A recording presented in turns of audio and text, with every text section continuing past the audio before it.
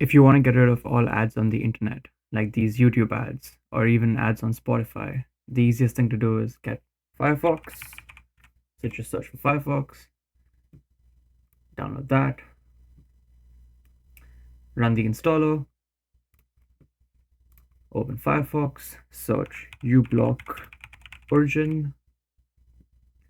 You should see this website, ublockorigin.com. Go to it, get uBlock origin, and you should see add extension. Add that add-on, make sure it's from addons.mozilla.org.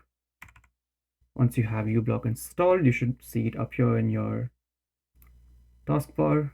You can go to additional settings, go to settings, select I am an advanced user, go to filter lists, and you can go on and select every single filter list you want.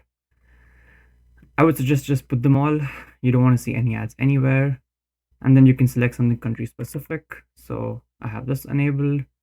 I should honestly even do the US one. And then you can hit update now. And that's it.